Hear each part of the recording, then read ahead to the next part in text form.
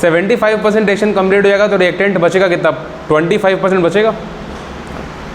75% reaction complete हो जाएगा तो रिएक्टेंट बचेगा 25%। यहाँ से आप सवाल को दो प्रकार से अप्रोच कर सकते हैं, या तो आप R की वैल्यू R0/4 लिख दें, है ना, क्योंकि 25% बचने का मतलब R0/4, या फिर आप इनिशियल कॉन्सेंट्रेशन को 100 मान लें, ठीक है, R0 की वैल्यू 100 रख दें और जो R की वैल्यू है उसको आप 25 रख दें परसेंटेज, क्योंकि R तो बेसिकली R0 तो कट ही जाना है ना, तो जहाँ पे R0 कट जा रहा है तो बेसिकली आपको हम आसानी से सवाल सॉल्व कराते हैं, कोई दिक्कत नहीं है। फर्स्ट ऑर्डर काइनेटिक्स है, चलिए आप R की वैल्यू बोल रहा है कि जब ये R0/4 बचे, देखो 75% कंप्लीशन का मतलब क्या होता है, 75% कंप्लीशन, रिएक्शन 75% कंप्लीट हो गया, इसका मतलब 25% रिमेनिंग। इस बात को आप हर बार ध्यान रखेंगे, आपको ये वाला टाइम निकालना है, तो इस टाइम को आप 75 लिख लीजिए, ठीक है, T75।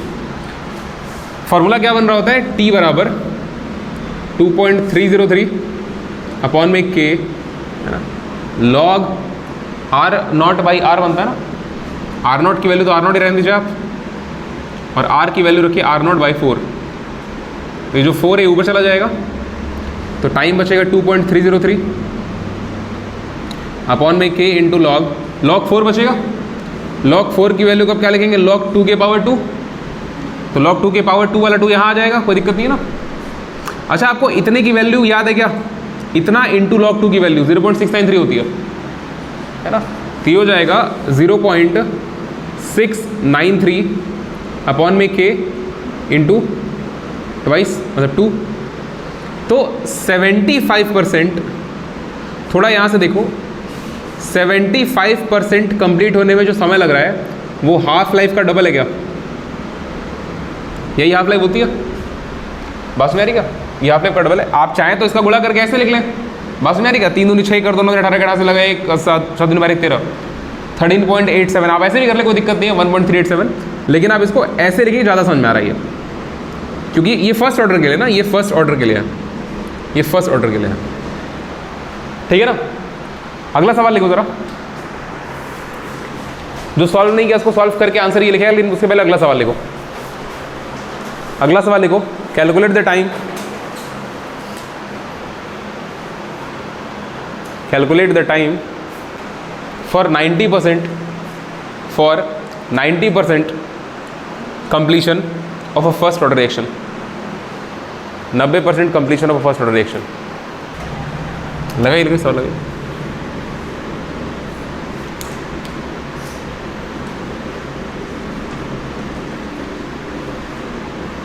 लगाइए, जल्दी लगाइए।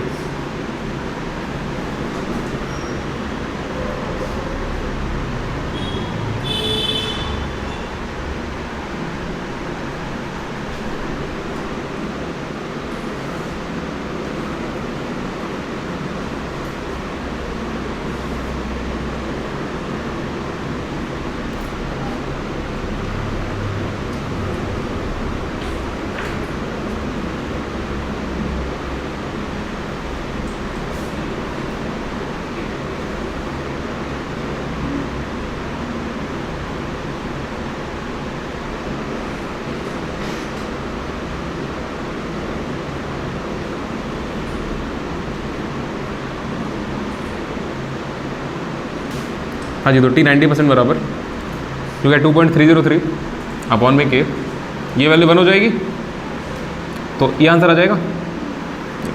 अगर आपको हाफ लाइफ से तो कंपेयर करना होगा तो आप कैसे कंपेयर करेंगे, डिवाइड कर देते हैं, कंपेयर हो जाएगा। T हाफ लाइफ कितना होता है, 0.693 ना, मतलब ये ऐसा कुछ होता है, क्या होता है कि हाफ लाइफ को हम ऐसे लिख रहे हैं, ऐसा होता है ना, ऐसा होता है। तो आप जब कंपेयर करेंगे तो ये वाली क्या है वैल्यू, 90% वाली वैल्यू है, तो आप क्या लिख सकते हैं, जो हाफ लाइफ है वो 90% कंप्लीशन के टाइम का log 2 टाइम्स है, सही बात है ना। तो हमको 90% की वैल्यू निकाली है, log 2 इधर आ जाएगा, तो T हाफ लाइफ, एक काम करिए log 2 की वैल्यू रख के यहाँ डिवाइड कर दीजिए, तो t 90% की वैल्यू आ जाएगी, t हाफ log 2 की वैल्यू क्या होती है 0.3010 होती है ना, तो आप 0.3 से डिवाइड करिए, 0.3 से डिवाइड करने का मतलब क्या है, ये हो जाएगा 90% बराबर, ऊपर नीचे 10 से गुणा करोगे तो 10/3 बचेगा, 10/3 का मतलब 3.33, बोलो सही बात है क्या, ये क्लियर सबको, ठीक है। अब आपको हमको ये रिजल्ट दिखाना था कि हाफ लाइफ जो, देखो तीन डेटा है, एक हो गया डेटा जो आप पहले से जानते हैं टी हाफ लाइफ का, टी हाफ लाइफ का डेटा कितना होता है 0.693 अपॉन में के, ये हाफ लाइफ होती है।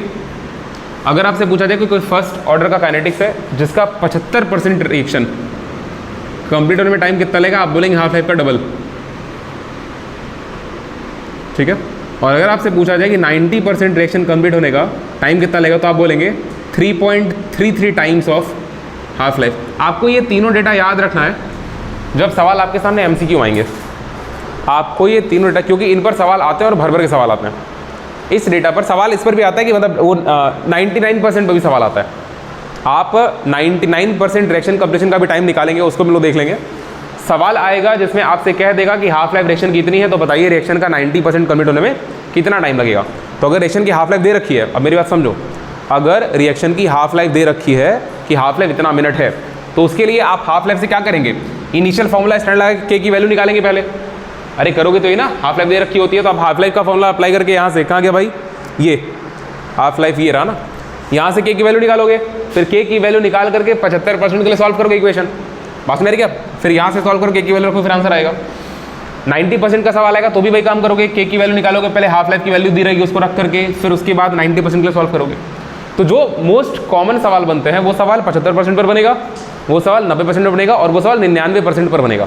हाफ लाइफ दिया रहेगा तभी तो काम आएगा ना, हाफ लाइफ अगर दिया रहेगा तभी तो काम आएगा। अगर हाफ लाइफ नहीं दिया हुआ है तो फिर आप क्या करें, अगर मान लो कोई वियर्ड, मतलब अगर नॉन स्टैंडर्ड परसेंटेज पूछ दिया, ऐसे मान लो बोल दिया कि 30% रिएक्शन कंप्लीशन के लिए आप रिएक्शन का टाइम बताइए, हाफ लाइफ दिया हुआ है, हाफ लाइफ अगर दिया हुआ है और 30% रिएक्शन कंप्लीट होने का टाइम पूछ रहा है, तो उस केस में तो आपको यही मेथड फॉलो करना पड़ेगा।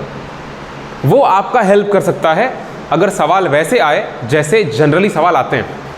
तुम समझे कि हम क्या बोल रहे हैं, ठीक है। अगर आपके सामने MCQ आता है कि किसी फर्स्ट ऑर्डर काइनेटिक्स का मतलब रिएक्शन का हाफ लाइफ इतना है, ये सिर्फ फर्स्ट ऑर्डर के लिए है, ठीक है। जीरो ऑर्डर का तो बहुत आसान है, जीरो ऑर्डर का तो बहुत आसान है। अगर हाफ लाइफ दे रखा है, अगर हाफ लाइफ दे रखा है तो उसमें गुणा भाग करेंगे, यूनिटरी मेथड लगता है वहाँ पे, असल में वहाँ पे यूनिटरी 50% कंप्लीट होने में अगर मान लो 5 घंटा लग रहा है, 50%, हम जीरो लाइफ की बात कर रहे हैं अभी, जीरो ऑर्डर रिएक्शन की बात कर रहे हैं। एक जीरो ऑर्डर रिएक्शन में 50% रिएक्शन कंप्लीट होने में मान लो 5 घंटे लग रहा है, तो 70% कंप्लीट होने में कितना लगेगा, 7 घंटे।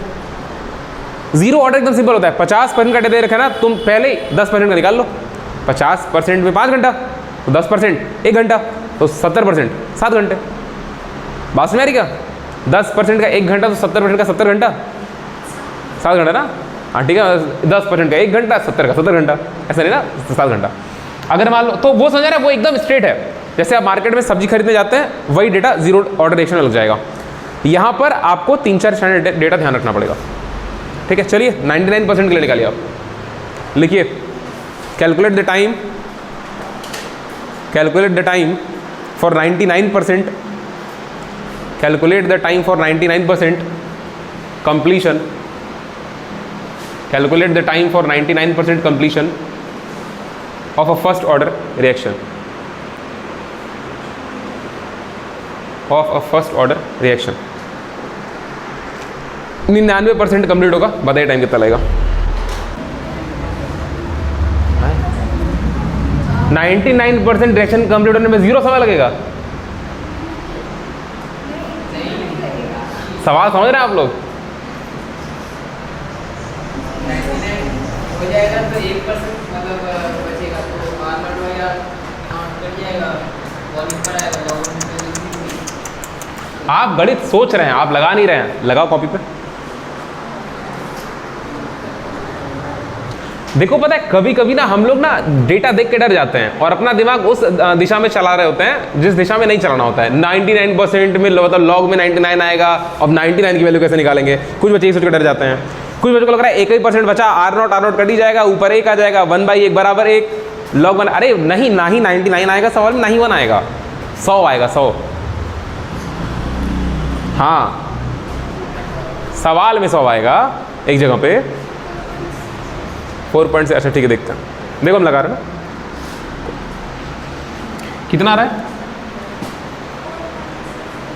हाफ लाइफ से कंपेयर करो कितने गुना आ रहा है।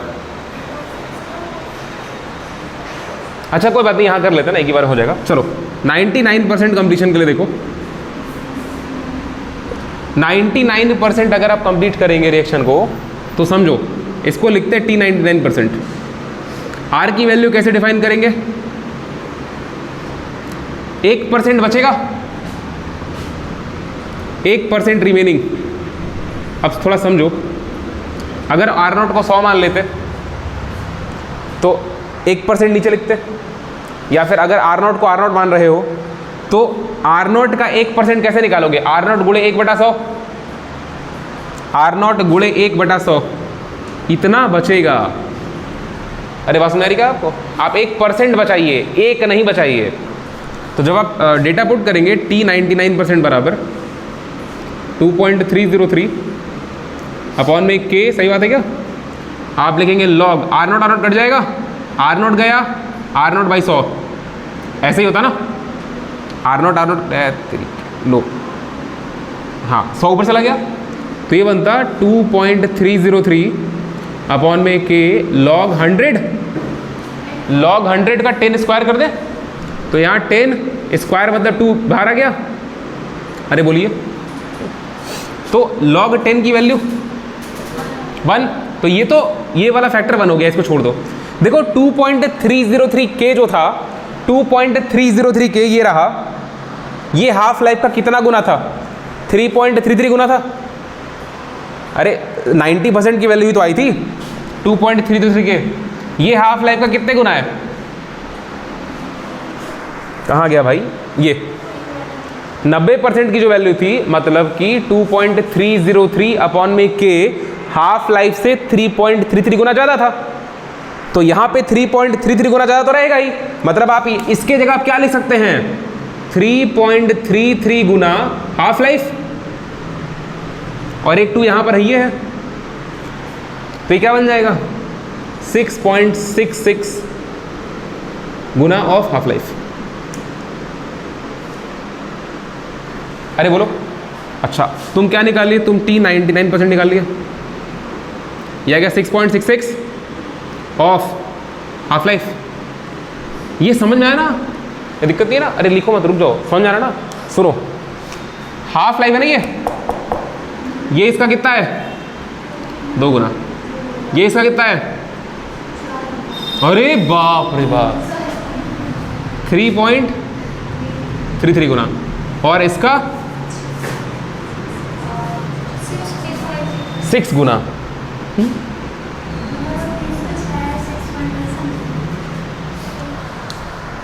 अब सवाल लगाओ, सवाल लिखो, कैलकुलेट टाइम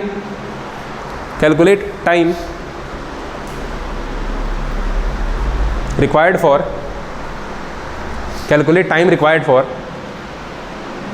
99.9% कंप्लीशन, 99.9% कंप्लीशन।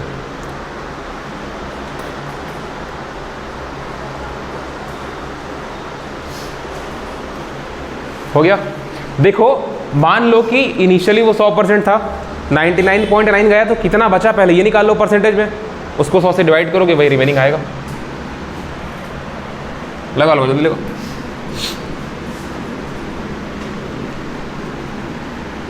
खुद से लगाओगे ना तो वो रिजल्ट ध्यान रहेगा, नहीं तो वो रिजल्ट भूल जाएगा।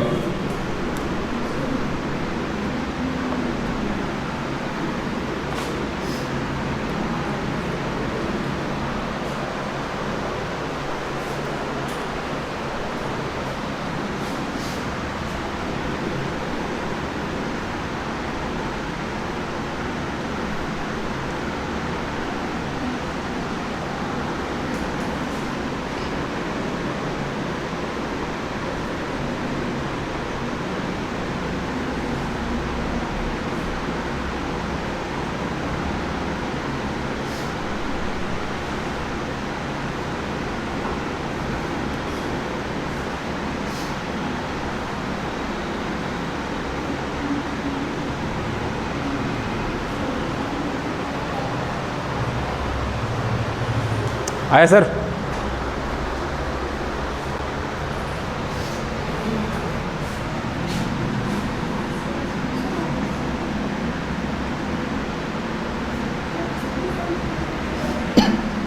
टू 2.303 बाई के नहीं आएगा बेटा, वो तो हाफ लाइफ है। अरे वो तो हाफ लाइफ का उतना गुना है 3.33 वाला। एकदम आप बोले 9.99 क्या? अच्छा टी हाफ का 9.99 टाइम्स, वही मतलब टी हाफ का 9.99%।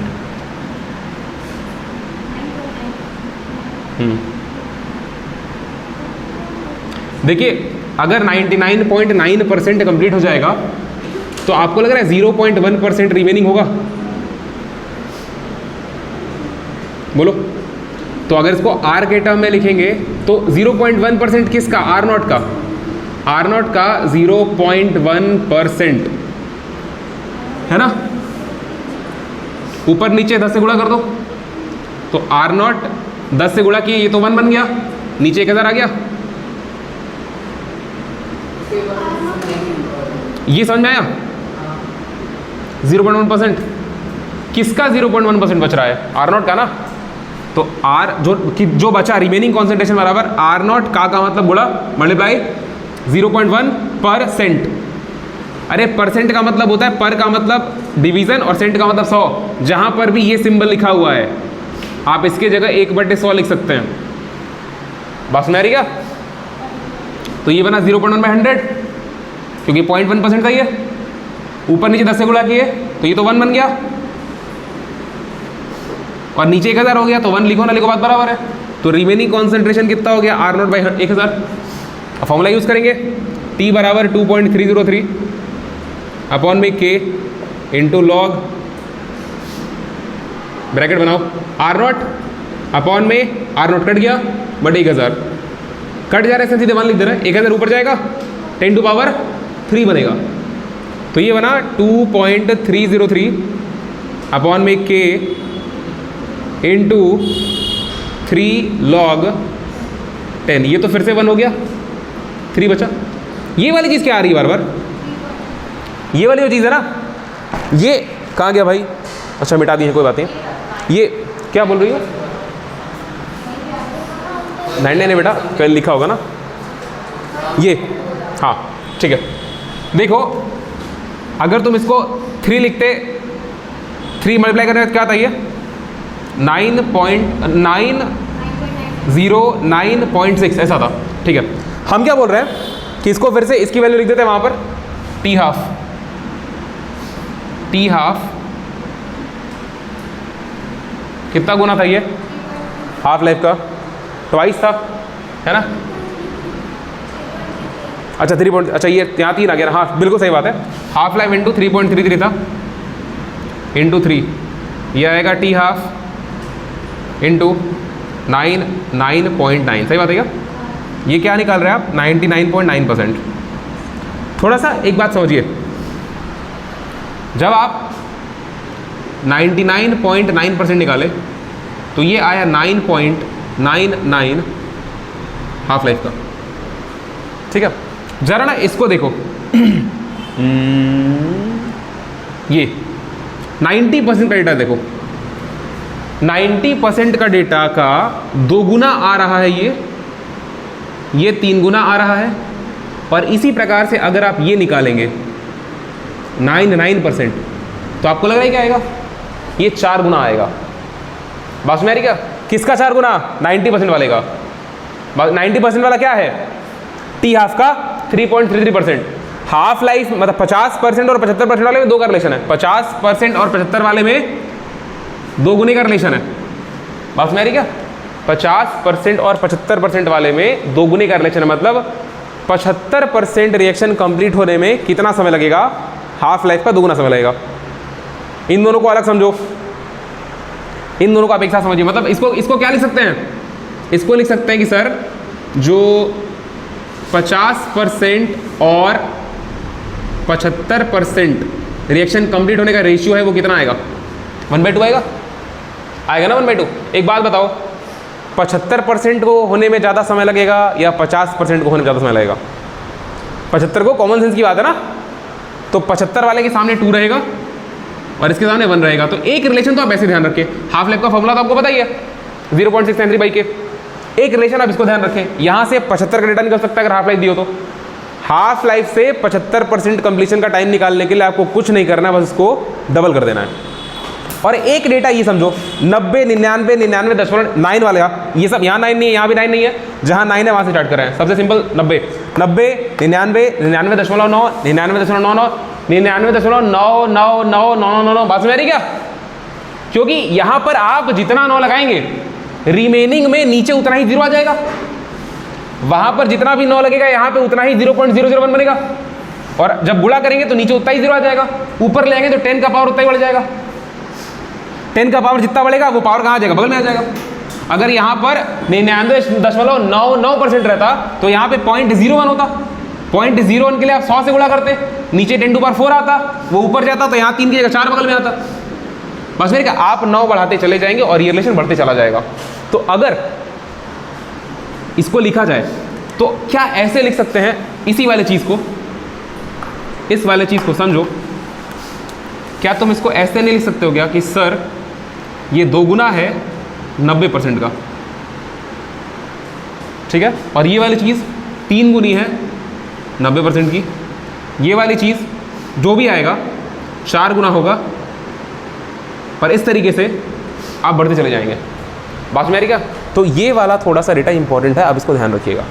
ये कैसे आता है आपको ये भी ध्यान रखना है, ये इसलिए ध्यान रखना है क्योंकि अगर मान लो 90, 99.9 नहीं आया, 36.5 पूछ दिया, तो फिर आपको के की हाफ लाइफ देगा। हम फिर से बोल रहे हैं हाफ लाइफ देगा तभी तो निकाल पाओगे ना।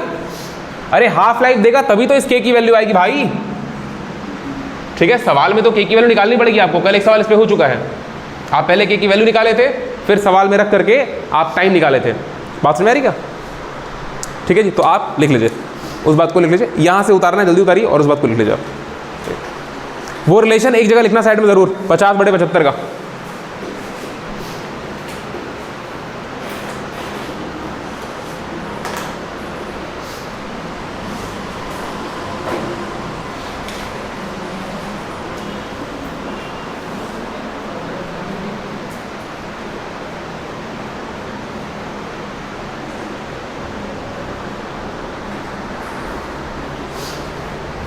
संडे को वेक्टर की क्लास होगी और वेक्टर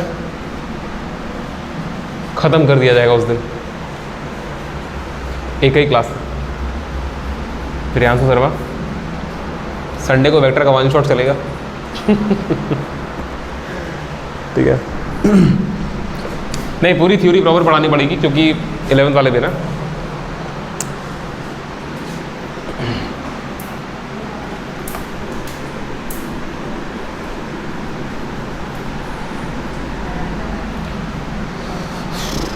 चलो, एक छोटा सा टॉपिक होता है, कुछ बातें आपको पता भी, कुछ नहीं पता होंगी। देखिए, फर्स्ट ऑर्डर रिएक्शन के लिए, अच्छा देखो, चाहे वो रिएक्शन 0 ऑर्डर का हो, चाहे फर्स्ट ऑर्डर का हो, चाहे सेकंड ऑर्डर का हो, चाहे थर्ड ऑर्डर का हो, सबके लिए रेट कांस्टेंट की वैल्यू, अरे रेट कांस्टेंट का यूनिट अलग लगाएगा, है ना।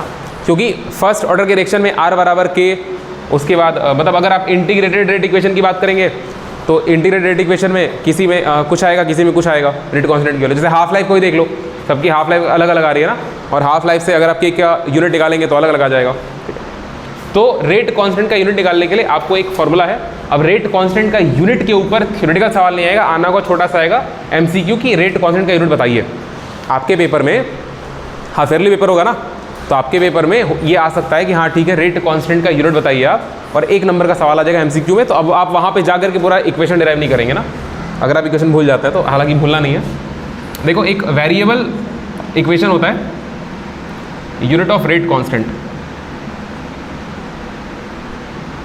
इसको आप K बोलते हैं। ये होता है, देखो, मोल पर लीटर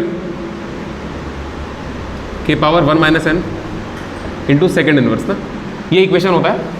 इस इक्वेशन से आप रेट कांस्टेंट का यूनिट निकाल सकते हैं। इस इक्वेशन से आप रेट कांस्टेंट का यूनिट निकाल सकते हैं। n क्या है? Order of reaction. आपको रिएक्शन का ऑर्डर दिया रहेगा, आप इससे रेट कांस्टेंट का यूनिट निकाल सकते हैं। परंतु क्या हो गया बेटा, लिखवाए हैं? हो चुका है, ठीक है। तो अब दोबारा समझ लो ना, अब इस रिएक्शन में एक बात आपको पता होनी चाहिए कि n बराबर 1 पर, n बराबर 1 पर ये वैल्यू 0 हो जाएगी, ठीक है। n बराबर तो ये वैल्यू 0 हो जाएगी, तो इसका मतलब आपको घबराना नहीं है, आपको ये बात रिकॉल करना है वापस से कि किसी भी फाइनाइट या डेफिनेट चीज़ के ऊपर अगर 0 इसकी वैल्यू क्या हो जाती है, 1 हो जाती है। तो फॉर n बराबर 0 यूनिट क्या बनेगा, सेकंड इनवर्स, क्योंकि ये पूरा का पूरा फैक्टर जो है नहीं खत्म हो जाएगा, ठीक है। तो और आपको पता है कि फर्स्ट ऑर्डर रिएक्शन में जो यूनिट होता है वो क्या होता है, हाफ लाइफ का फॉर्मूला देख लो, टी हाफ बराबर क्या होता है 0.693 बाई के इधर हाफ नीचे, तो क्या बचा 0.693 अपन में समय, तो यूनिट क्या बन गया, समय इनवर्स ना, सेकंड इनवर्स, मिनट इनवर्स, घंटा इनवर्स, ठीक है, ऐसा बनेगा। तो आप अगर ये लिखें ठीक है, अच्छी बात है। चलिए आगे बढ़ते हैं फिर, सोचे वैसे लिखवा देते हैं, हमको लगा नहीं लिखवाएं हम।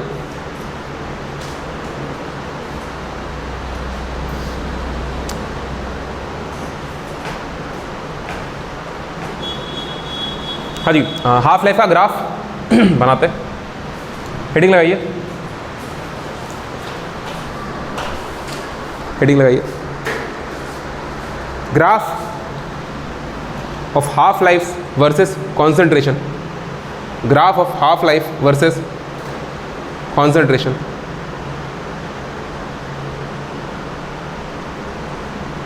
Graph of half life versus concentration.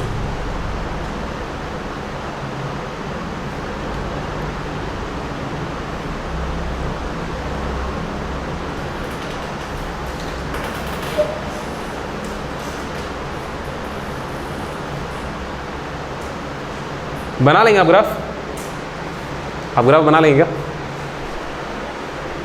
Zero order का और फर्स्ट ऑर्डर का, जीरो ऑर्डर का और फर्स्ट ऑर्डर का ग्राफ।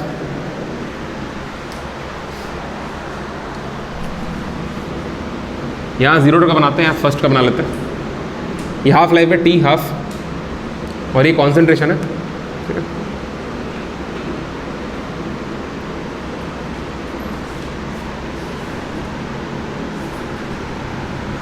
हम इतना लाइटली इसको इसलिए ले रहे हैं क्योंकि आपको इक्वेशन पता है, बहुत सरल होता है ना। ये जीरो ऑर्डर का लिख रहे हैं यहाँ पर, और यहाँ पे फर्स्ट ऑर्डर का लिख रहे हैं। जीरो ऑर्डर का इक्वेशन क्या होता है हाफ लाइफ का, बोलो।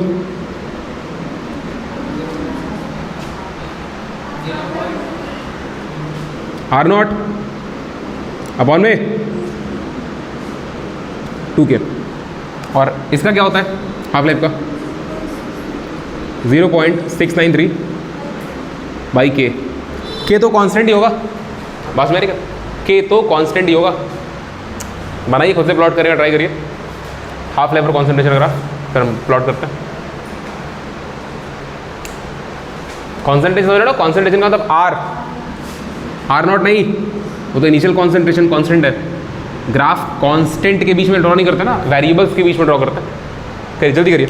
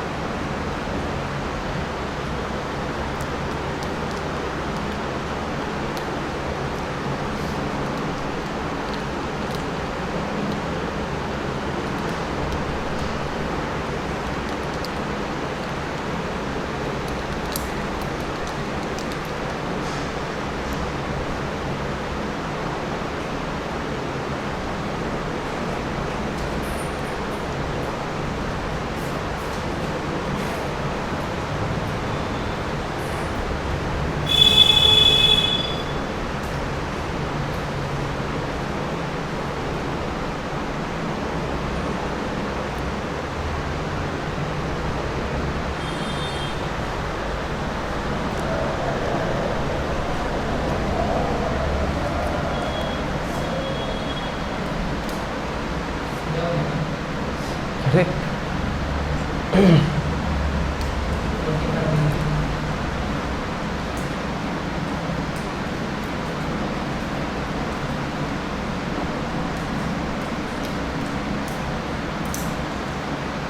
चलो देखो, पहले इसको देख लेते हैं ना। देखो ये जो हाफ लाइफ है फर्स्ट ऑर्डर की, फर्स्ट ऑर्डर के हाफ लाइफ को ना ही इनिशियल कॉन्सेंट्रेशन से कोई लेना देना है, ना ही डिक्रीजिंग कॉन्सेंट्रेशन से, मतलब ना ही आर नॉट से कोई लेना देना है, ना ही आर से कोई लेना देना है। तो असल में जो फर्स्ट ऑर्डर की हाफ लाइफ हो जाएगी वो ये कांस्टेंट वैल्यू देगी हमेशा। आप कॉन्सेंट्रेशन कुछ भी रखें, इनिशियल, फिर आफ्टर अ टाइम, कुछ समय बाद कॉन्सेंट्रेशन बढ़े घटे, उसको कोई फर्क नहीं पड़ता है। एक बार बस आप रेट कांस्टेंट की वैल्यू फिक्स कर दें जिस भी रिएक्शन के लिए है, उसके बाद टी हाफ लाइफ फिक्स हो जाएगा। तो टी हाफ लाइफ का जो ग्राफ होगा ना वैसा होगा, यहाँ से ऐसे स्ट्रेट लाइन, ठीक है। और ये वाली वैल्यू क्या होगी आपको पता ना, वैल्यू 0.693 की होगी, क्योंकि हाफ लाइफ की वैल्यू है। ये ग्राफ कॉन्सेंट्रेशन के पैरेलल होगा, चाहे तुम आर के साथ ग्राफ बनाओ, चाहे आर नॉट के साथ ग्राफ बनाओ। बात समझ रही क्या? अरे आर नॉट पे भी तो देखो, इसमें आर नहीं है ना, इसमें आर नॉट है, तो इसलिए हम आर या आर नॉट दोनों की बात कर लिए। यहाँ देखो, यहाँ पे जो हाफ लाइफ है वो आर पे डिपेंड नहीं कर रहा है। जीरो ऑर्डर में हाफ लाइफ आर पे डिपेंड नहीं कर रहा है। अगर मान लो आर नॉट की वैल्यू फिक्स है, इनिशियल कॉन्सेंट्रेशन अगर आप फिक्स ले लिए, तो इसका मतलब टी हाफ की वैल्यू फिक्स हो जाएगी। मेरी बात ध्यान से सुनना, मेरी बात ध्यान से सुनना, टी हाफ की वैल्यू फिक्स हो जाएगी आर नॉट अपॉन में 2 के, ये ग्राफ। लेकिन अगर यही ग्राफ हम आर नॉट के बीच का ड्रॉ करें, मतलब हाफ लाइफ और आर नॉट के बीच जीरो ऑर्डर का ही ग्राफ, हम जीरो ऑर्डर का ग्राफ अभी टी हाफ और आर के बीच ड्रॉ किए थे, अब हम क्या कर रहे हैं, यही ग्राफ टी हाफ और आर नॉट इनिशियल कॉन्सेंट्रेशन के बीच ड्रॉ कर रहे हैं। अगर इनिशियल कॉन्सेंट्रेशन जीरो तो हाफ लाइफ जीरो, फॉर्मूले में देख लो ना, हाफ लाइफ का फॉर्मूला यही है। अगर इनिशियल कॉन्सेंट्रेशन जीरो, मतलब आप रिएक्शन करवा ही नहीं रहे, तो जीरो हो जाएगा। कॉन्सेंट्रेशन बढ़ाओगे तो हाफ लाइफ बढ़ेगी। बात मेरी क्या? आप इसको ऐसे लिख सकते हैं ना कि सर जो हाफ लाइफ है वो डायरेक्टली प्रोपोर्शनल है किसके, इनिशियल कॉन्सेंट्रेशन के। और जब भी डायरेक्टली प्रोपोर्शनल होता है तो ग्राफ कैसा बन रहा होता है, स्ट्रेट लाइन बन रहा होता है। आप ध्यान रखिएगा, यहाँ पर अगर आर हुआ तो ग्राफ ऐसा बनेगा, क्योंकि फॉर्मूले में कहीं भी आर नहीं है। समझ रहे हो क्या मेरी बात को? आप जो आर लिखते हैं वो डिक्रीजिंग कॉन्सेंट्रेशन होता है, आर नॉट जो लिखते हैं वो इनिशियल कॉन्सेंट्रेशन होता है। और किताबों में आपको बहुत सारी किताबें हैं जिनमें आपको यहाँ लिखा होगा आर, ग्राफ बनेगा ये। बात समझ आ रही है? तो वहाँ पे समझना कि वो जो कॉन्सेंट्रेशन बोल रहा है वो इनिशियल कॉन्सेंट्रेशन की बात कर रहा है। बात समझ आ रही है कि हम क्या बोल रहे हैं? तो आप ग्राफ बना लीजिए, आप जल्दी से ग्राफ बना लीजिए। और ये खुद की अंडरस्टैंडिंग है ना, आप क्लास 9 पढ़े, 10th पढ़े, 11th पढ़े, आप 12th पढ़ रहे हैं, आपको इक्वेशन देख के ग्राफ समझ में आना चाहिए ना कि क्या चीज़ वेरिएबल है, किस पर डिपेंड कर रहा है फंक्शन।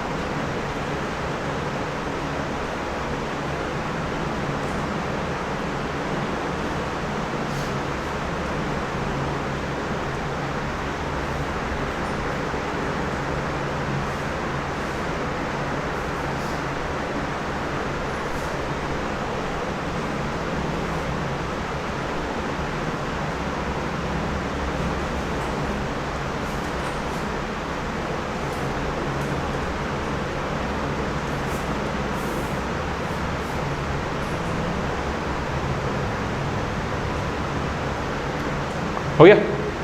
चलिए आगे बढ़ते हैं।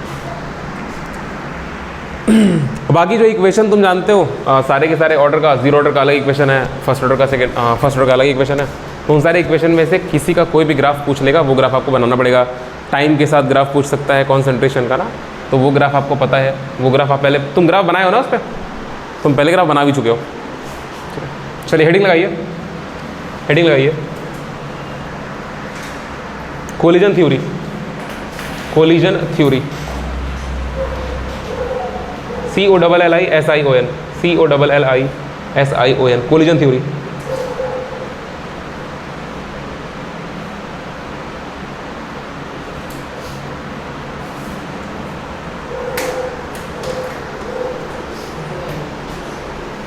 हाँ यार, हम भी सोच रहे हैं गर्मी क्यों लग रही है।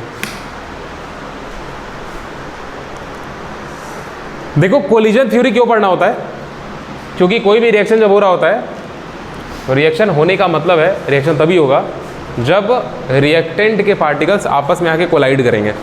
अगर पार्टिकल्स आपस में आके कोलाइड नहीं कर रहे हैं तो रिएक्शन होगा ही नहीं, ठीक है। कोलाइड करेंगे, एनर्जी बढ़ेगी घटेगी, उसके बाद एक उन सारे जब अलग अलग रहेंगे एक स्टेट तब हो गया, जब चिपके रहेंगे एक स्टेट तब हो गया, फिर चिपक के अलग होंगे एक स्टेट तब हो गया। तो सारे के सारे स्टेजेस में एक स्टेज होगा जो मिनिमम एनर्जी और मैक्सिमम स्टेबिलिटी का होगा, उसी वाले स्टेट में पार्टिकल्स आके रुक जाएंगे, तो आप बोलेंगे हाँ रिएक्शन हो गया, ठीक है। एनर्जी का एक्सचेंज होगा, जो भी होगा। इन सब कार्यक्रम को होने के लिए कोलिजन होना जरूरी है। कोलिजन का मतलब टक्कर, आप जानते हैं ना, कोलिजन होना जरूरी है। तो इसीलिए आपको कोलिजन थ्योरी पढ़ाई जाती है। कोलिजन थ्योरी में कुछ पॉइंट्स होते हैं, जो पॉइंट्स आपको ध्यान रखने होते हैं, क्योंकि इस पर सवाल आता है। कोलिजन थ्योरी आपको एक्सप्लेन करना होता है, उसके सारे पॉइंट्स लिखने होता है आपको, ठीक है। तो कोलिजन थ्योरी हम लोग पॉइंट वाइज कवर करेंगे। कोलिजन थ्योरी का सबसे पहला पॉइंट लिखिए आप, कोलिजन थ्योरी का पहला पॉइंट लिखिए,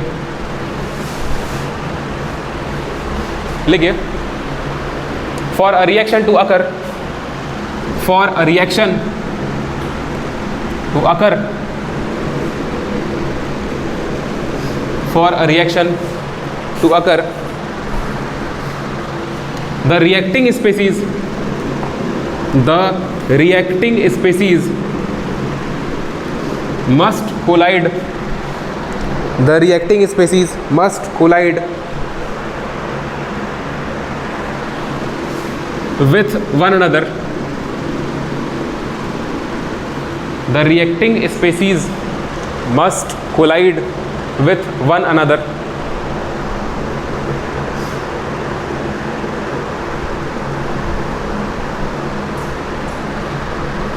हो गया। पहली बात तो ये जो सबसे सरल बात है, रिएक्शन होगा ही तब जब कोलिजन होगा, है ना। फॉर मतलब reacting species must collide with one another to bring about a reaction.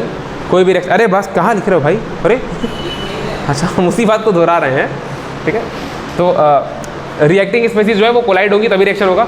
दूसरी बात, आप इसके बारे में एक फैक्चुअल बात है, एक होता है कोलिजन फ्रीक्वेंसी, एक होता है कोलिजन फ्रीक्वेंसी। देखो कोलिजन फ्रीक्वेंसी का मतलब होता है, फ्रीक्वेंसी आप समझते हैं ना, पर सेकंड में जो कार्य हो रहा है पर सेकंड।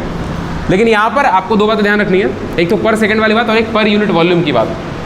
आपसे हम बोले कि पर सेकंड 10 मॉलिक्यूल टकरा रहे हैं, तो हम कितने एरिया में बोले, हो सकता है कि इतने दूर पे बोले हो, हम इतने दूर में 20, 25, 50 मॉलिक्यूल टकरा रहे हो।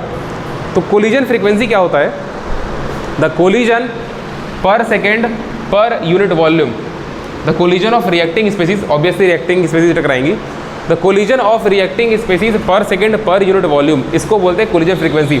मतलब एक यूनिट वॉल्यूम में, पहले वॉल्यूम फिक्स कर लो, मान लो 1 मीटर क्यूब, 1 सेंटीमीटर क्यूब, कोई भी वॉल्यूम फिक्स कर लो, यूनिटी वॉल्यूम। उस यूनिट वॉल्यूम में हर सेकेंड में कितने कोलिजन हो रहे हैं, उसी नंबर को बोलते हैं कोलिजन फ्रीक्वेंसी, उसको Z से रिप्रेजेंट करते हैं, ठीक है। आप लिखिए सेकेंड पॉइंट, लिखिए the number of collisions, the number of collisions of reacting species, the number of collisions of reacting species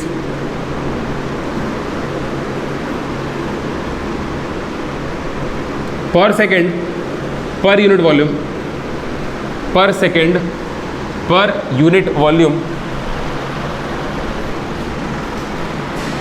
per second per unit volume of the reaction mixture, of the reaction mixture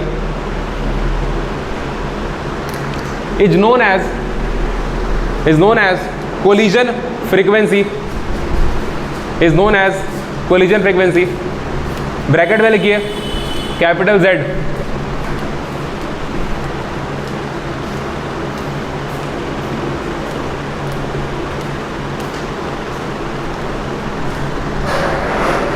हो गया। तो आपको बताएं collision frequency ये ये क्या होता है? कोलिजन, सरल भाषा में collision per second per unit volume.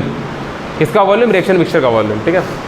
इसकी वैल्यू बहुत ज़्यादा होती है ऑब्वियसली। अगर आप 1 यूनिट वॉल्यूम लेंगे, अगर 1 सेंटीमीटर क्यूब का वॉल्यूम में लेते हो, है ना, लूडो का डाई होता है ना, लूडो का डाई, हालांकि वो 1 सेंटीमीटर लंबा नहीं होता, लेकिन मान लीजिए लगभग उतना बड़ा वॉल्यूम आप लेते हैं, तो उतने बड़े वॉल्यूम में भी अगर रिएक्शन हो रहा है तो एक साथ, अगर मान लो फॉर एग्जांपल कि तुम पानी के अंदर एसिड मिला रहे हो या फिर कुछ ऐसा कुछ रिएक्शन करवा रहे हो जिस रिएक्शन में 2 चीज़ें आपस में कंबाइन कर रही हैं, तो जब 2 चीज़ें आपस में कंबाइन कर रही होती हैं तो हम क्या बोल रहे हैं कि इतने बड़े वॉल्यूम में बहुत सारे एटम्स और बहुत सारे मॉलिक्यूल्स एक साथ टकरा सकते हैं ना, क्योंकि एटम और मॉलिक्यूल की साइज़ क्या होती है? बहुत छोटी होती है।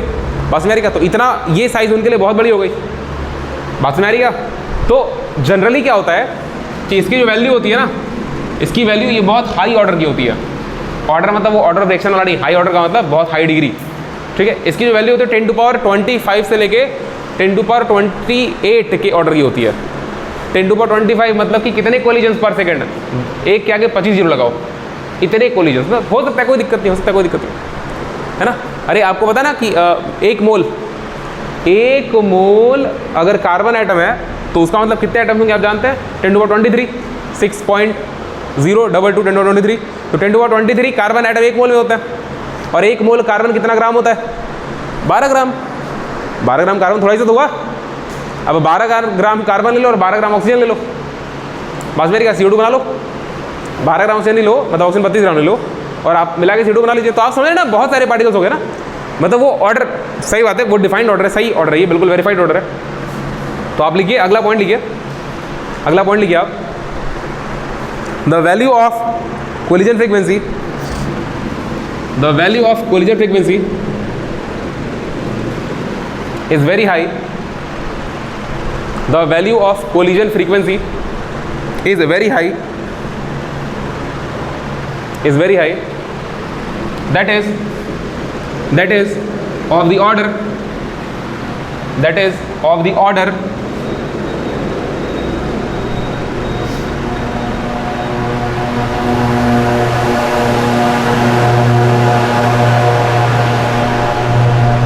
कभी कभी अचानक से ऐसा साउंड सुनाई देता, लगता है स्पेसशिप उतर गया, बस अब एलियन निकल के आ जाएंगे बंदूक ले लेके, ठीक है। ऑफ द ऑर्डर 10⁻25 से लेकर के 10⁻25 से लेकर के 10⁻28,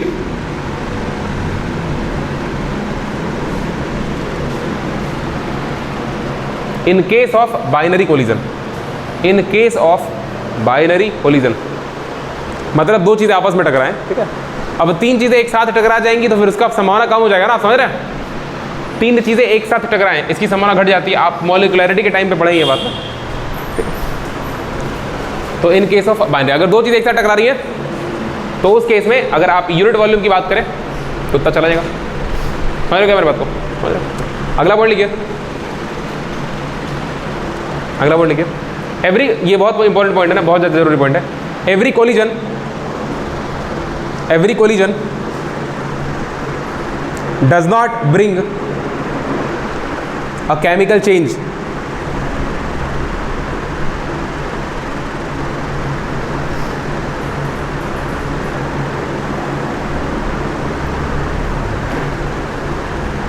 every collision does not bring a chemical change। अब सुनो, यहाँ से कोलिजन के 2 टाइप डिफाइन होंगे, ठीक है।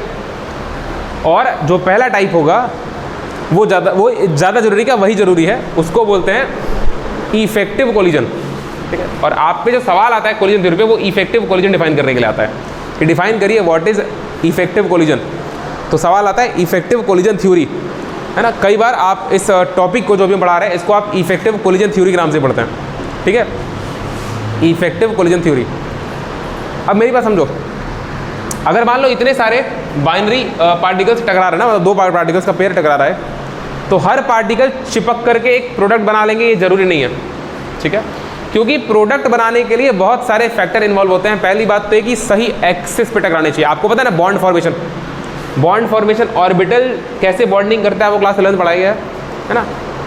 तो अगर एक्सिस के हिसाब से ऑर्बिटल ओवरलैपिंग होगी तभी प्रोडक्ट बनेगा। थोड़ा डीप जा रहे हैं हम, ऊपर समझिए आप। पहली बात तो ये कि प्रोडक्ट बनाने के लिए उन पार्टिकल्स के पास सफिशिएंट एनर्जी होनी चाहिए। एक्टिवेशन एनर्जी आपको याद है, ठीक है, सफिशिएंट एनर्जी होनी चाहिए कि वो चिपक करके प्रोडक्ट बना पाएँ। दूसरी बात ये है कि उनका कोलिजन इतना ठीक ठाक होना चाहिए कि वो, जैसे मान लो कि अगर इस तरीके से ना हेड टू हेड कंबाइन हो रहा है तो कोलिजन ऐसे होना चाहिए। अगर कोलिजन ऐसे हो गया, यहाँ से हल्का सा टच हुआ ना तो टच करके निकल जाएगा, तो ये भी कोलिजन तो हुआ ना। बस मेरी क्या, अगर कोलिजन ऐसे हो गया तो भी पार्टिकल नहीं टकराएंगे। बात में मेरी क्या, सही ओरिएंटेशन में कोलिजन जरूरी है। समझेगा मेरी बात को? जैसे कि समझो ये मार्कर और ये कैप, ये दो पार्टिकल्स हैं, बाइनरी सिस्टम हो गया, ये दोनों एक साथ चिपक सकते हैं ना, लेकिन उसके लिए ओरिएंटेशन जरूरी है और सही एनर्जी जरूरी है। आपको समझाते हैं। ओरिएंटेशन का मतलब अगर इस तरीके से बंद करोगे, ढक्कन बंद इधर वाला, तो कभी बंद नहीं होगा ये। अगर ऐसे बंद करोगे तो ही बंद नहीं होगा। बस मेरे क्या, मार्कर बंद करना है, प्रोडक्ट बनाना है, ऐसे करेंगे ऐसे करेंगे ऐसे करेंगे नहीं होगा। एक फिक्स ओरिएंटेशन होगा जिसमें अगर ये कोलाइड करेंगे तो ही प्रोडक्ट बनेगा। अगर मान लो एक फिक्स्ड सही ओरिएंटेशन में टकरा भी गए तो इनके पास सही एनर्जी चाहिए, सही एनर्जी नहीं मिलेगी तो ये कभी भी प्रोडक्ट बना ही नहीं पाएंगे। आप उसको दबाना पड़ेगा ना। तो हम बस एग्जांपल देकर आपको समझाने का ट्राई कर रहे हैं कि हर कोलिजन प्रोडक्ट में रिजल्ट नहीं करेगा, हर कोलिजन का प्रोडक्ट बन जाए ये जरूरी नहीं है। तो तुम समझ रहे हो इन दोनों। अब समझो ये हो गया नंबर ऑफ कोलिजन, और हम बोल रहे हैं इफेक्टिव। इफेक्टिव मतलब जिसका मतलब बने। बात मेरी क्या, असरदार कोलिजन। इस मार्कर और इस कैप को आप कितने तरीके से टकरा सकते हैं? बहुत सारे तरीके हैं। बस मेरी क्या, ऐसे टकरा दो, ऐसे टकरा दो, एक इधर से ऐसे ऐसे ऐसे ऐसे कई प्रकार से हो सकते हैं ना कोलिजन। तो नंबर ऑफ कोलिजन बहुत सारे हैं, लेकिन इफेक्टिव कोलिजन मात्र एक, इस केस में मात्र एक है। लेकिन आपको यहां से ये बात समझनी है कि इफेक्टिव कोलिजन जो होते हैं वो इनके केस में बहुत बहुत बहुत कम होंगे। आप समझे बात? अगर आप 100 कोलिजन करवा रहे हैं उसमें 1 2 3 4 कोलिजन ऐसा होगा जो प्रोडक्ट में रिजल्ट करेगा। आप समझ रहे मेरी बात को? क्योंकि बाकी कोलिजन जो होंगे या तो ओरिएंटेशन खराब होगा, या तो उनके पास सफिशिएंट एनर्जी नहीं होगी, कुछ ना कुछ दिक्कत होगी जिसकी वजह से सारे के सारे कोलिजन प्रोडक्ट नहीं बना पाएंगे। जो कोलिजन से प्रोडक्ट बनेगा उसको आप बोलेंगे इफेक्टिव कोलिजन। तो बाकी के जो कोलिजन है वो खराब हो गए, बिल्कुल खराब हो गए, तो बाकी के कोलिजन को बोलेंगे इनइफेक्टिव कोलिजन। समझे क्या? इनइफेक्टिव कोलिजन बाकी बोल देंगे। बेसिकली वो इलास्टिक कोलिजन होता है, इनइफेक्टिव इलास्टिक कोलिजन बोलते हैं उसको। ऐसे समझ रहे हैं आप मेरे बात को? कोलिजन थ्योरी में समझ रहे हैं इलास्टिक और इलास्टिक इस बात क्या? इफेक्टिव बोलेंगे जिससे प्रोडक्ट बन जाए, मतलब जिससे मार्कर बंद हो जाए। चलो लिखो, इसी बात को लिखो। एवरी कोलिजन डज नॉट, क्या लिखो?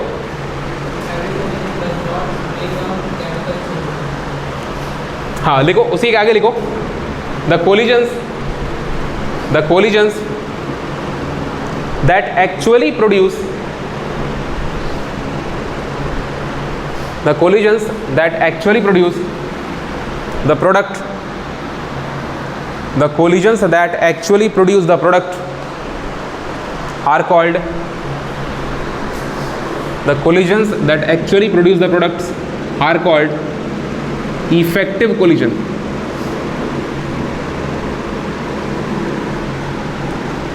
Effective collision. हम फिर से बोल रहे हैं, सवाल इसी नाम पर आएगा। इफेक्टिव कोलिजन थ्योरी आपको एक्सप्लेन करना पड़ेगा, ठीक है? 1.5 नंबर 2 नंबर व्हाटएवर, छोटा सवाल बनेगा, ज़्यादा बहुत बड़ा नहीं बनेगा। whereas the collisions that do not form, whereas the collisions that do not form a product, that do not form a product are ineffective collision, are ineffective. इसी इफेक्टिव के आगे आई एन लगा देना, आर इनइफेक्टिव कोलिजन।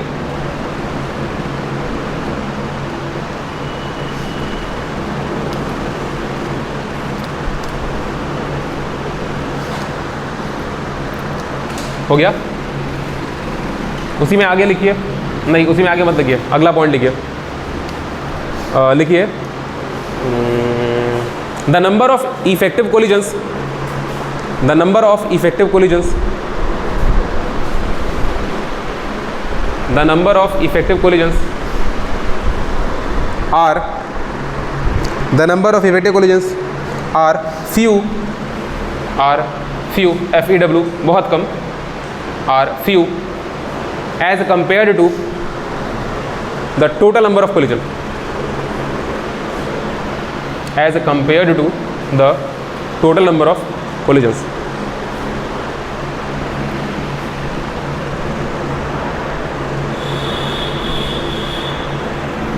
हो गया।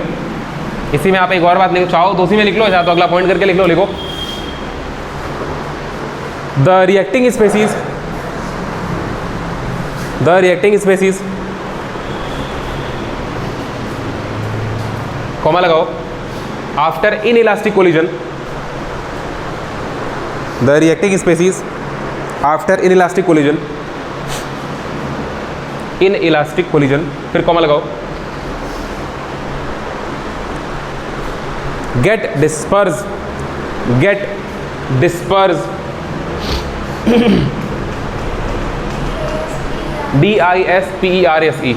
Disperse मतलब फैल जाना इधर उधर, है ना। डिस्पर्जन ऑफ लाइट आप जानते हैं ना, इंद्रधनुष के बनने का कारण क्या होता है?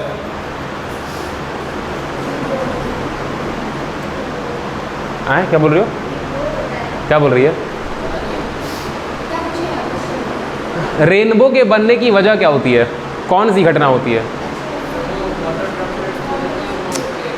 अरे सर, उस घटना का नाम, अरे डिस्पर्जन ऑफ लाइट होता है ना। डिस्पर्जन, फैल जाना। हम कहाँ कह रहे हैं, हम घटना का नाम पूछ रहे हैं। ठीक है, तो मॉलिक्यूल क्या, अगर इनइलास्टिक कोलिजन है तो रिएक्टिंग स्पेस क्या होंगे? टकराने के बाद डिस्पर्स जाएंगे, फैल जाएंगे, है ना। गेट डिस्पर्स्ड, ईडी लगा देना, get dispersed in different directions, get dispersed in different directions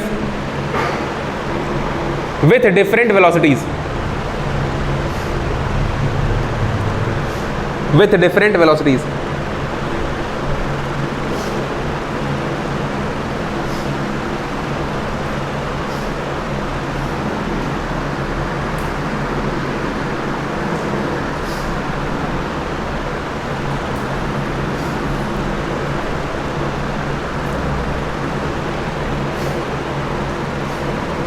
हो गया। चलिए, इसका एक ग्राफ होता है इफेक्टिव कोलिजन थ्योरी का। जब भी आपसे सवाल पूछा जाएगा तो आपको ग्राफ बनाना जरूरी होता है ना। बहुत सरल ग्राफ होता है, उस ग्राफ को समझना थोड़ा सा जरूरी है और समझ उसकी अच्छी भी होती है। देख, ग्राफ ऐसा होता है, यहाँ एनर्जी होती है, यहाँ पे फ्रैक्शन ऑफ मॉलिक्यूल्स,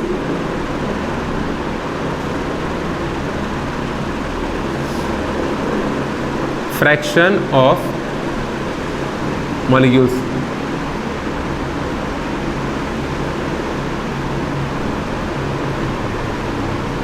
अरे बाप रे, मजा आ गया ना। Fraction of molecules. देखो ये ग्राफ ना ऐसे स्टार्ट होता है और ऐसे एंड होता है। थोड़ा इसको और ज़्यादा ना ऐसे ऐसे ऐसे कर दो, ऐसे। अब थोड़ा समझो, आपको क्या करना है, ग्राफ याद कर लो पहले तो फिर समझाते हैं। यहाँ से इतने को ऐसे ऐसे ऐसे आप घेर दें, इतना अमाउंट, ठीक है।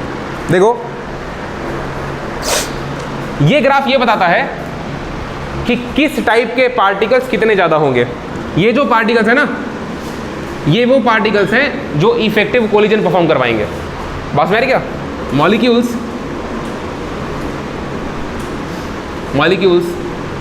या फिर species performing effective collision.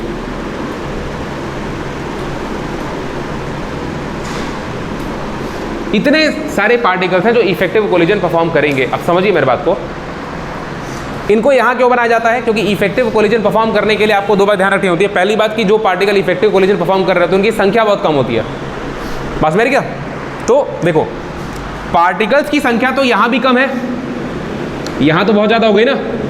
Effective collision इतने पार्टिकल परफॉर्म नहीं करेंगे, यहाँ पे इफेक्टिव कोलिजन डेटा आपको देखने को नहीं मिलेगा। अब समझिए, वो काला वाला पोर्शन वहाँ क्यों नहीं बना, वहाँ क्यों बना है, यहाँ भी तो बन सकता था ऐसे ऐसे ऐसे ना, ठीक है। तो हम क्या बोल रहे हैं कि ये वाले जो पार्टिकल्स है स्टार्टिंग में थोड़े पार्टिकल, हाँ सिर्फ यही है ना कि जितने भी पार्टिकल कोलिजन परफॉर्म करेंगे ये सारे पार्टिकल कोलिजन वाले हैं। तो इनमें से थोड़े से पार्टिकल ऐसे होंगे जो इफेक्टिव कोलिजन परफॉर्म करेंगे। तो थोड़े से पार्टिकल मतलब थोड़े से पार्टिकल का मतलब मान लो यहाँ से यहाँ तक पार्टिकल्स कोलिजन परफॉर्म कर रहे हैं, मान लो यहाँ से यहाँ तक इतने पार्टिकल्स टोटल मैक्सिमम पार्टिकल कितने कोलाइड किए मान लो 100, लेट अस एज्यूम अभी समझने के लिए 100 पार्टिकल, और सिर्फ 3 पार्टिकल ऐसे हैं जो इफेक्टिव कोलिजन परफॉर्म किए। बस मेरी क्या, तो उन पार्टिकल्स को यहाँ पर क्यों नहीं दिखाया गया है, वहाँ पर इसलिए दिखाया गया है क्योंकि यहाँ पर देखो एनर्जी कम है। इफेक्टिव कोलिजन परफॉर्म करने के बारे में 2 बातें, पहला बहुत कम नंबर ऑफ पार्टिकल परफॉर्म करेंगे, तो कम नंबर ऑफ पार्टिकल तो यहाँ भी दिखा सकते हैं और यहाँ भी दिखा सकते हैं क्योंकि यहाँ भी पार्टिकल की संख्या घट गई है और यहाँ भी घट गई है। लेकिन दूसरी बात यह कि एनर्जी ज़्यादा चाहिए होती है उन पार्टिकल्स को, एक्टिवेशन एनर्जी क्रॉस करेंगे तभी तो। बस मेरे क्या, इसीलिए एनर्जी की वैल्यू बहुत बढ़ा करके यहाँ पर इनको दिखाया गया। ये 2 बातें अगर आप ध्यान रखेंगे तो ग्राफ आपको समझ में आ जाएगा। बस मेरी क्या, अब ये यहाँ पे ऐसे एरिया क्यों बनाया गया, ज़्यादा डीप मत जाओ, सिर्फ इतना समझो कि ये एरिया जो है पार्टिकल्स का वो यहाँ भी बनाया जा सकता था, लेकिन एनर्जी ज़्यादा चाहिए होती है पार्टिकल्स को। अरे सही पता है ना, प्रोडक्ट तभी बनेगा जब एक्टिवेशन एनर्जी जो होती है वो क्रॉस करेंगे आप, नहीं तो पार्टिकल एक्टिवेट ही नहीं होंगे, एनर्जी देते रहो उसको। बस मेरी क्या, तुम बार बार चाय रख दो, बैठा दो, और बार बार गैस जला के गैस जलाओ, थोड़ा गर्म करो फिर बुझा दो, 10 सेकंड तक जलाओ फिर बुझा दो, फिर जलाओ फिर बुझा दो, एनर्जी तो आप दे रहे हैं। लेकिन उसके पास उतनी एनर्जी नहीं है कि चायपत्ती के मॉलिक्यूल्स एक्टिवेट हो, चायपत्ती का अर्क जो है वो निकले दूध के अंदर, दूध बॉयल हो, गर्म हो, चीनी घुले। बात समझ आ रही है हम क्या बोल रहे हैं? ठीक है, तो रिएक्शन कराने के लिए energy plays an important role. तो यहाँ एनर्जी भी ज़्यादा है और पार्टिकल की संख्या भी कम है। कम संख्या जो पार्टिकल की है वो ये बता रही है कि सर इफेक्टिव कोलिजन कम पार्टिकल परफॉर्म करते हैं, ज़्यादा नहीं, और एनर्जी की वैल्यू ज़्यादा है वो ये बता रहा है कि सर इफेक्टिव कोलिजन के लिए एनर्जी भी ज़्यादा चाहिए होती है। सही बात है ना? तो आप इस ग्राफ को बना लीजिए, बस सरल सा ग्राफ।